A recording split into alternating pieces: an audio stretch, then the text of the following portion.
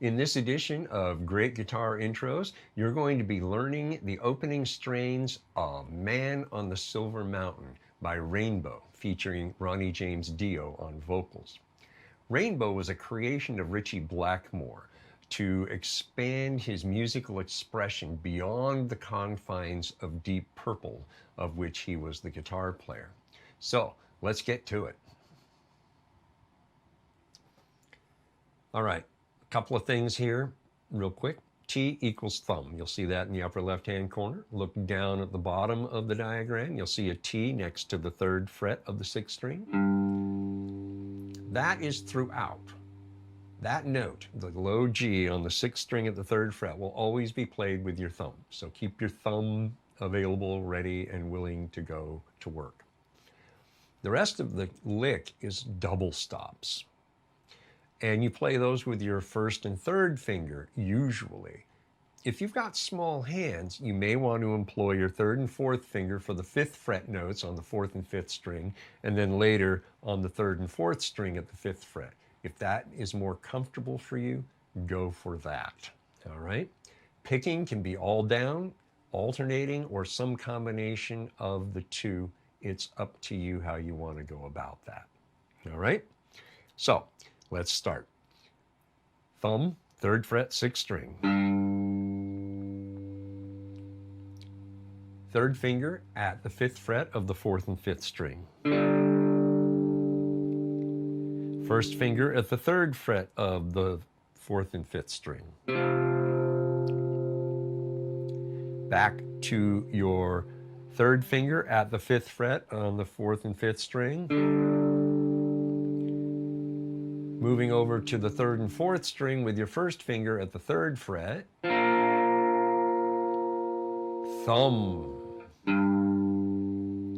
at the 3rd fret of the 6th string. Then move your 1st finger over to the 3rd fret of the 4th and 5th strings. Then your 3rd finger at the 5th fret of the 4th and 5th strings.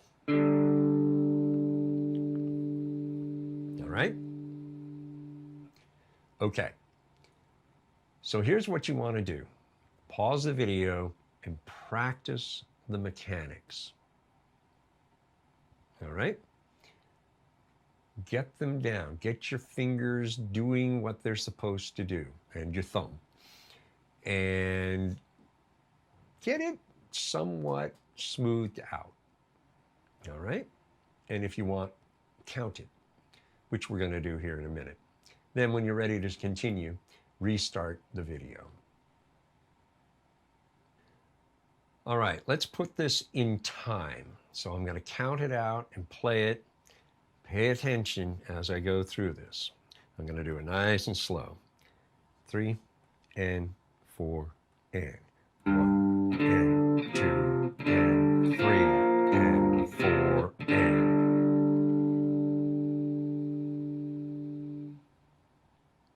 One more time. 3 and 4 and 1 and 2 and 3 and 4 and.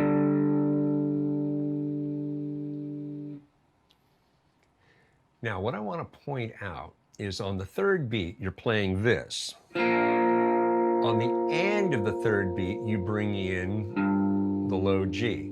So this is played over this before you get to the next bit. Okay, so there's carryover of this while playing that. So pay attention to that as well. All right, so pause the video, play through this. You've got it smoothed out fairly well, right? So now put it in time, counting out loud. I recommend counting out loud, not in your head. You want to hear the beat. And then get it fairly smoothed out. And then when you're ready to continue, press play and we'll do just that. Here's the second measure. Now, at the end of the first measure, on the and of 4, you played the 5th fret of the 4th and 5th strings. And they're tied to the first beat, or the first half of the first beat anyway, in this measure. So you carry those notes over. That's why they're in parentheses. And while that is being held over, you play the 3rd fret of the 6th string on 1. Then you come back over to the 5th string and the 4th string at 5. Then you play the 3rd fret of the 4th and 5th strings, back up to the 5th fret of the same 2 strings. Then you're going to move over to the 3rd and 4th strings at the 5th fret. And then your first finger will play the 3rd fret of the 3rd and 4th strings.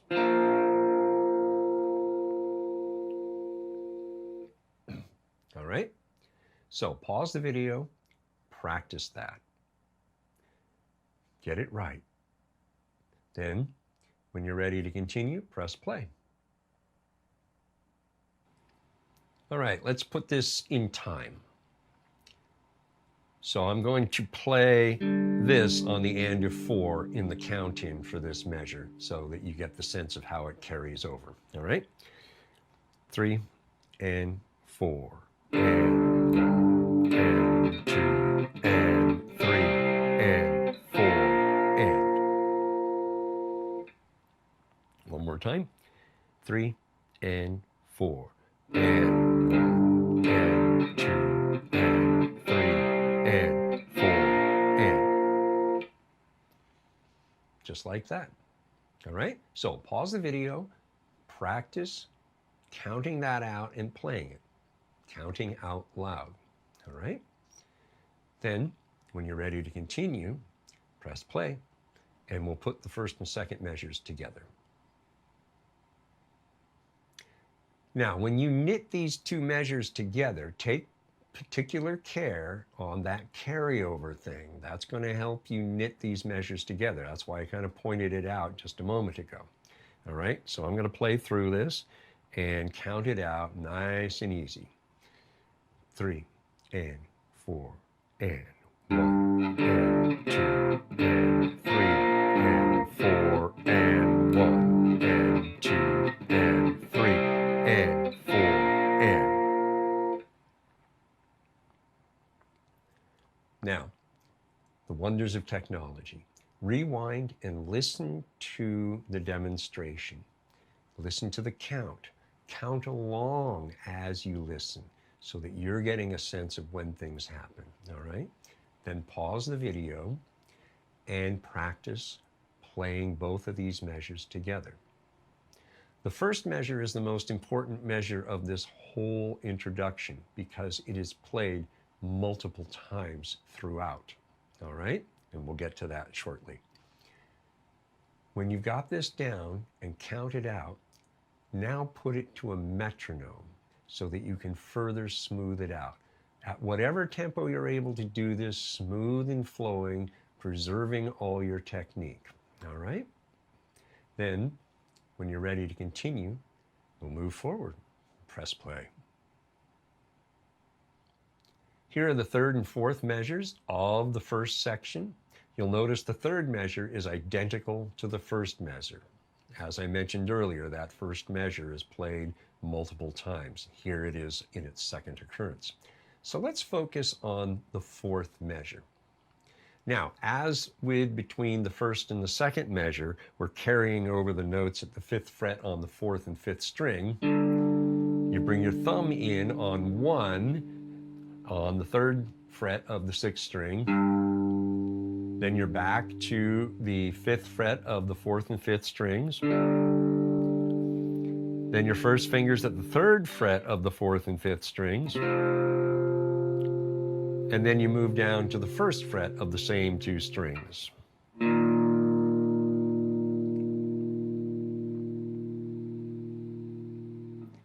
All right? So what I want you to do is pause the video and practice that fourth measure. All right? Then when you're ready to continue, press play and we'll put both of these measures together. Let's put both of these measures in time now. All right, so here we go. 3 and 4 and 1 and 2 and 3 and 4 and 1 and 2 and 3 and 4 and. Pretty straightforward stuff, but you still need to do this. So pause the video. If you want to rewind and listen to the demonstration, do that. Then pause the video and practice this. Put it in time. Then when you've got it smoothed out, put it to the metronome. And when you're ready to move forward, we're going to put the first 4 measures, or the first section of the introduction, together. Here is the first 4 measures, and so the first section of the introduction. Now, you'll notice there's a repeat symbol at the end. That means the whole thing is played twice before you move on to section 2. I'm just going to play through it once for demonstration purposes. Here we go. 3 and 4 and 1 and 2 and 3 and 4 and 1 and 2 and 3 and 4 and 1 and 2 and 3 and 4 and 1 and 2 and 3 and 4 and. Now, if you need to rewind and listen to it again, to listen to the flow, listen to how it sounds. This is what's important. The cadence is critical to getting this to sounding right. So when you're ready to pause and practice it yourself, do just that. Then play through this. Don't just kind of gloss over it. Really work this out at a tempo you can manage it and play it smooth and flowing, preserving all your technique, all right? And make sure you count out loud. This will help you smooth it out. Then, to get it all the way smoothed out, bring in the metronome and practice with the metronome and get this down.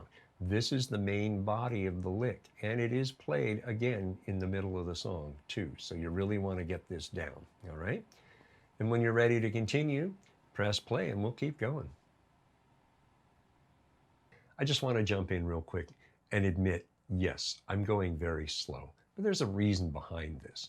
I am being very detailed with this intro because it matters, all right?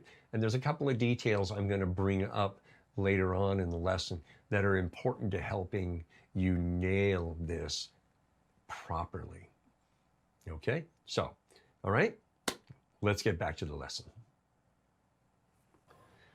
So what I want to do now is focus on the beginning of the second section. So here's the first 2 bars of 4 of the second section. Now, I want you to take note of that little red arrow pointing down at the first beat of the second measure. You notice that's a quarter note. So you're going to hold that for a whole beat. And what I mean is this. I'm going to play through into that from the first measure here, which is the same as the very first measure of the whole intro. So you have 3 and 4 and 1 and 2 and 3 and 4 and 1 and 2 and 3 and 4 and. So you see you hold that plus that carried over for a full beat and then come in on 2 and in the second measure. All right, pretty clear? So what I want you to do is pause the video and practice that. Get used to the difference. It's too easy to fall into patterns of just playing it the way you did in the first section. Well, this is very deliberate, and knowing Ritchie Blackmore, it was very deliberate. It wasn't a mistake. It is what was intended, okay? So make sure that you get that right. Then, when you're ready to continue, we'll move on.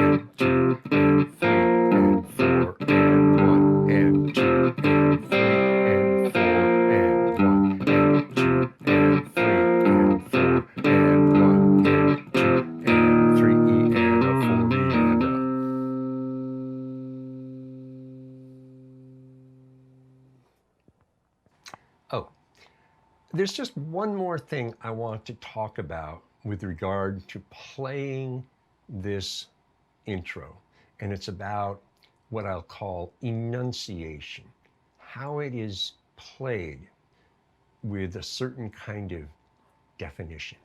Okay?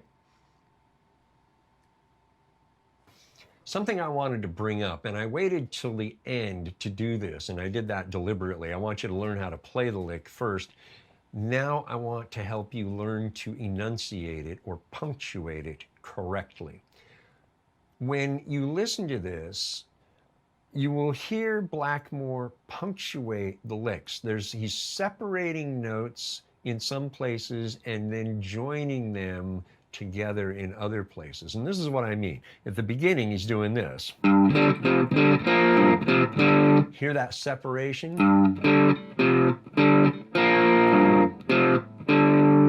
Right? There's some places where he's carrying over.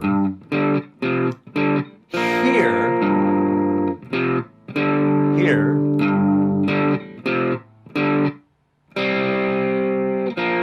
and there he's linking those together, letting them run together. So there's places where he's separating the notes by the slightest amount of silence, and then there's places where he's overlapping.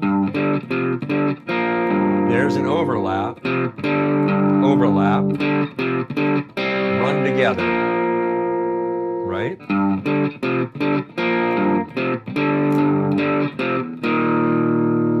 So you can hear that rather than how most people will play this. They'll be a bit sloppy with it. And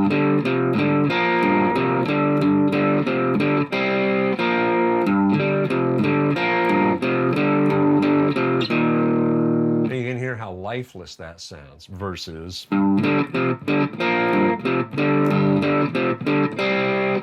right? You can hear just in that much the difference. And that's what I wanted to bring to your attention. So what you can do to make that happen is do it actually in a way of exaggerating the silence.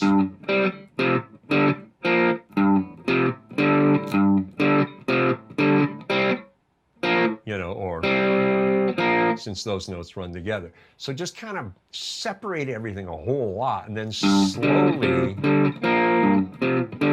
make those separations a little smaller and a little smaller, letting your notes ring out a little more and a little more.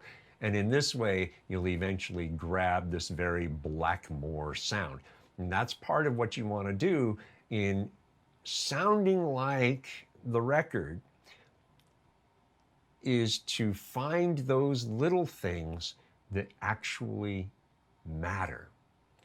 As they say, the devil's in the details, right? Well, this is one of those situations, as I just did a back-to-back demonstration, where if you just play it and the notes all run together, it's kind of, okay, it's the song, I hear it. But then when you put that punctuation in, it actually adds a little more life to it, right? Okay, so pause the video, practice that, or do it on your own time as you wish, as you're learning this and getting it down, okay?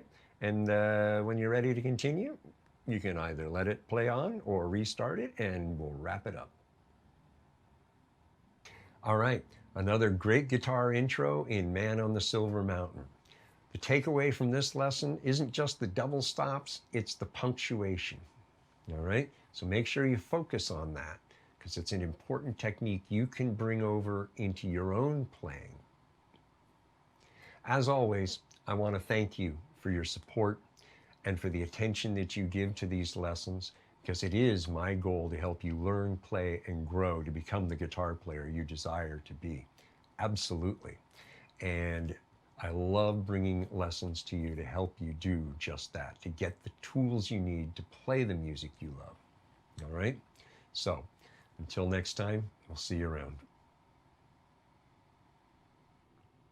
Hey, thanks for watching.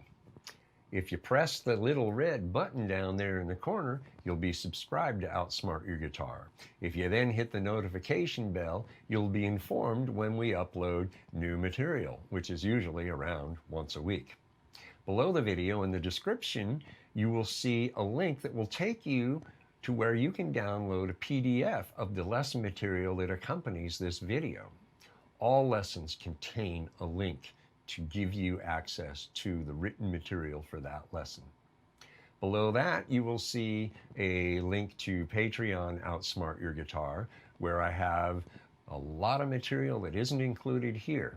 So you may want to check that out. There's 2 levels of subscription.